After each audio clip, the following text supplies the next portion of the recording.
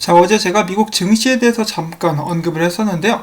미국 증시가 오늘 좀 떨어졌습니다. 그러자 한때 9,300불을 상회했었던 비트코인 9,250불대까지 떨어진 모습을 보여주고 있습니다.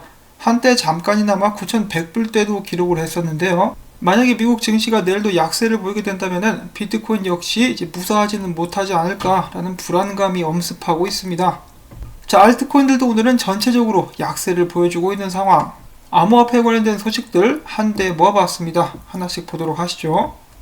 자, 첫 번째로는 이 도지코인에 관한 것인데, 도지코인 지금 떡상했다가 떡락을 맞이하고 있죠. 최고점에 물린 사람들은 마치 도지코인의 마스코트인 개한테 물린 것과 같은 고통을 겪고 있지 않을까 싶습니다.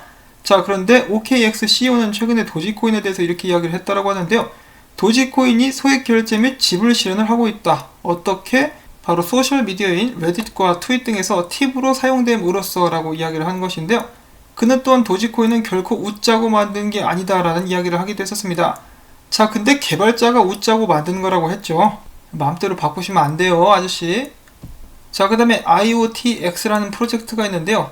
바로 이제 블록체인 기반의 웹캠을 만드는 회사라고 합니다. 최근에 또 웹캠 해킹 때문에 말이 많지 않습니까? 근데 블록체인 기반의 웹캠이면은 해킹이 안 되겠죠. 자, 그래서 이 IoTX에서 유캠이라는 웹캠을 만들어가지고 이제 아마존에서 팔기 시작했다고 합니다. 아직 출시가 확실하게 된지는 모르겠는데요. 7월 31일 이전에 판매를 시작하게 될 것이라고 하니까 이제 당연히 시장에서는 반응이 뜨거웠었고 굉장한 상승세를 기록을 하기도 했었다고 합니다. 야, 이런 정보 있으면 좀 빨리 말해줘야지, 오르고 나서 말하면 뭐해? 라고 말씀을 하실 분도 계실 텐데요. 이게 끝이 아니잖아요. 이제 판매하기 시작하면서 평가가 좋다 그러면은 더욱더 상승할 수 있는 여지가 있지 않을까라는 생각을 해봅니다. 자, 그 다음에 이더리움에 관련된 기대감이 계속되고 있다라는 소식인데요. 이제 좀 너무 질리는 그런 감이 있죠. 기대는 많이 하는데 아직까지 이렇다 할 움직임은 보여주지 못하고 있지만 그래도 한번 보도록 하겠습니다. 전 골드만삭스 임원 라울 팔시 이번에 이렇게 이야기를 했는데요. 이더리움이 다음 암호화폐 강세 랠리를 주도하게 될 것이다. 현재 비트코인은 단기적, 중장기적인 관점에서 모두 쐐기형 패턴을 이탈하는 상승세를 기다리고 있는데, 이러한 비트코인의 돌파 움직임은 이더리움 가격의 대반전을 이끌어낼 것으로 전망된다라고 분석을 했는데, 못 가. S&P 500이 가지 말래. 자, 그럼에도 불구하고 이더리움 지금 현재 시점이 2018년도 이래로 가장 중요한 상승을 앞두고 있는 시점이라는 이야기들이 나오고 있습니다. 240불대를 뚫고 올라가야 된다고 하는 것인데 이 추세에서 아직까지 밑에서 머물고 있다는 것이죠. 그 와중에 이더리움보다는 이더리움 기반의 ERC20 토큰들이 이제 굉장한 상승을 보여주고 있는 상황이라고 볼 수가 있겠습니다. 자, 과연 조만간에 이더리움과 비트코인 떡상 현실화될 수 있을까요? 자, 이더리움뿐만 아니라 비트코인 캐시 그리고 라이트코인도 최근에 힘을 전혀 쓰지 못하고 있죠. 밑에 애들만 신나가지고 파티를 벌이고 있습니다. 하극상이 벌어지고 있는데 이를 중간 시총의 알트코인들이 눈뜨고 보고만 있을 것인가? 이 크립토 벌브, 굉장히 유명한 분석가라고 볼 수가 있겠는데요. 조만간에 라이트코인 떡상이 예상이 된다라고 이야기를 하고 있습니다. 지금부터 떨어지면 무조건 사서 모아라 라고 이야기를 하고 있는 것인데 과연 라이트코인 떡상도 한번 기대를 해보도록 하겠습니다. 자, 이 롱텀 히든 불리시 다이버전스 현실화될 수 있기를 바라보고요. 자, 그 다음에 암호화폐 분석 업체죠. 메사리의 공동 창업자가 이야기하기를 칼다노, 즉 에이다의 상승세는 쉘리 네트워크 업그레이드를 더불어 가지고 아직도 더욱더 상승할 여지가 많이 남아있다라고 이야기를 했다라고 합니다. 지금 현재 시총 6위까지 올라왔죠. 칼다노. 찰스 호스킨슨이 맛있는 걸 먹는 모습이 눈에 선합니다. 자, 그 다음에 어제 뉴스의 중심에는 체인링크가 있었습니다. 저도 사실 최근에 체인링크 관련된 소식을 많이 전달을 해드렸었고 체인링크 보고 괴물이라고 제가 영상에서 부른 적이 있었죠. 그만큼 엄청난 상승세를 보여줬었는데 지금은 또 강하게 조정을 받고 있는 모습이 보여지고 있습니다. 자, 아무튼 이 체인링크가 조만간에 비트코인을 앞설 것이다. 조만간은 아니고 언젠가 비트코인을 앞설 수 있을 것이다 라고 케인 아일랜드 얼터너티브 어드바이저의 티모시 피터슨이 이야기를 했다고 합니다. 지금 현재 디파이 성장과 함께 더불어서 체인링크가 집중하고 있는 스마트 컨트랙트의 활용이 두드러지면서 이런 것을 가능하게 할 것이라고 하는데요. 자, 체인링크가 비트코인을 앞지른다. 이 무슨 발이죠? 설레발입니다. 자, 물론 미래는 아무도 모르는 것이긴 합니다. 그렇지만 일단 중간 보스라고 볼 수가 있는 라이트코인을 비롯해서 다른 암호화폐들 먼저 제낀 후에 비트코인을 잡는다는 이야기를 해야 되겠죠. 자, 그 다음에 마찬가지로 알트코인 소식, 알고랜드가 이번에 투자자들로부터 바이백한 2,500만 개의 알고 토큰을 소각했다라고 합니다. 자, 이렇게 기존의 토큰을 소각하게 되면 가격 상승의 가능성이 커지면서 사람들은 호재로 받아들이는 경향이 있는데요. 2,500만 개 바이백 및 소각, 그리고 그 전부터 계속해서 바이백해서 소각을 진행하고 있다고 합니다. 자, 그리고 이 알고랜드 50% 할인 행사가 또 있는데요. 국제 암호화폐 거래 플랫폼 크립토닷컴에서 이번에는 알고를 50% 할인된 가격에 판매를 합니다.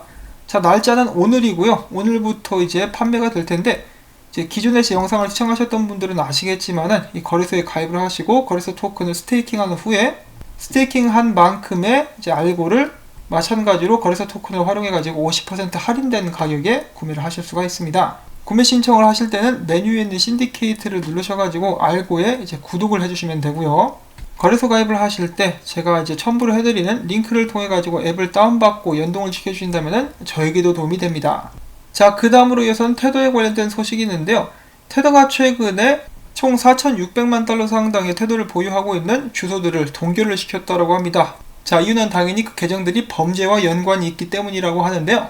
저도 해커나 범죄자들, 사기꾼들을 굉장히 이제 경멸하는 편인데, 그런 면에서는 이런 부분들이 좀 긍정적이다라고 볼 수도 있겠지만은 반대적인 그런 관점에서 볼 때는 이런 부분이 가능할 수 있었던 것은 바로 테더가 중앙 집중화 되어 있기 때문이다 라는 것을 제가 알 수가 있겠죠.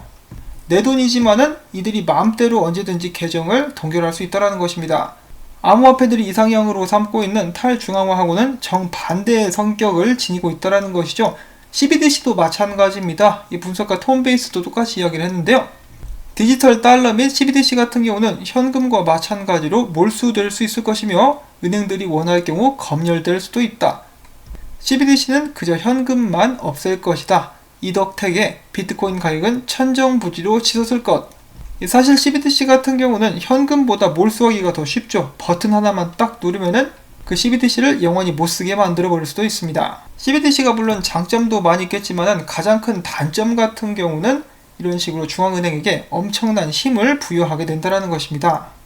그렇기 때문에 모든 것을 통제하기 원하는 중국 정부에서 가장 먼저 CBDC 개발에 열을 올리는 것도 전혀 이상한 게 아니죠.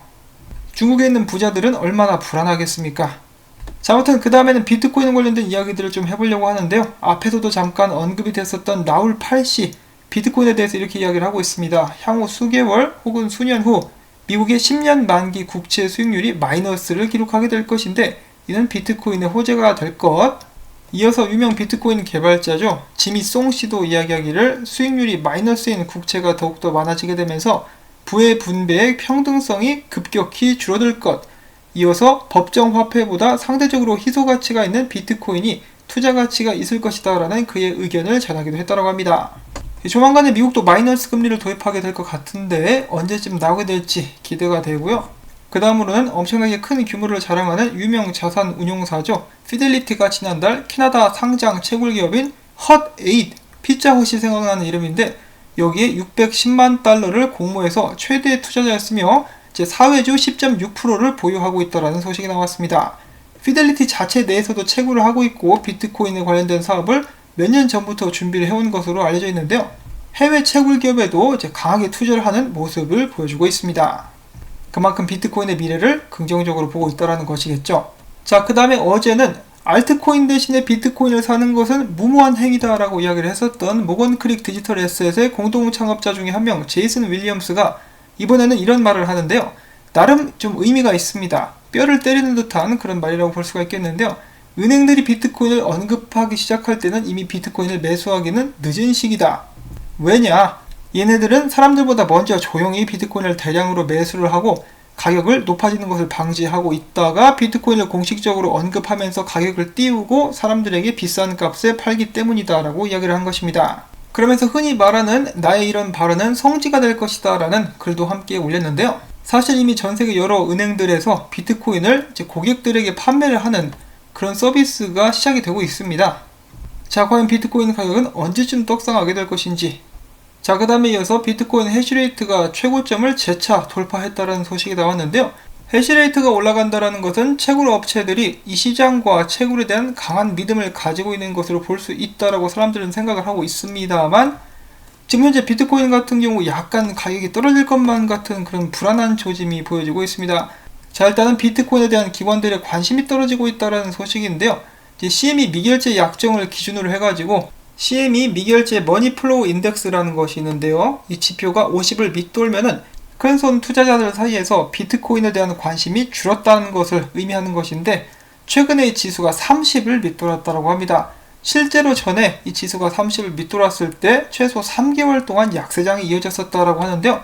차트를 한번 또 보도록 하겠습니다. 자, 지금 보시면은 밑에 세 가지 종류의 그래프가 보이시죠? 이것은 바로 각 계층별로 얼마만큼 지금 현재 비트코인 트레이딩에 참여하고 있는가를 나타낸 것이라고 합니다.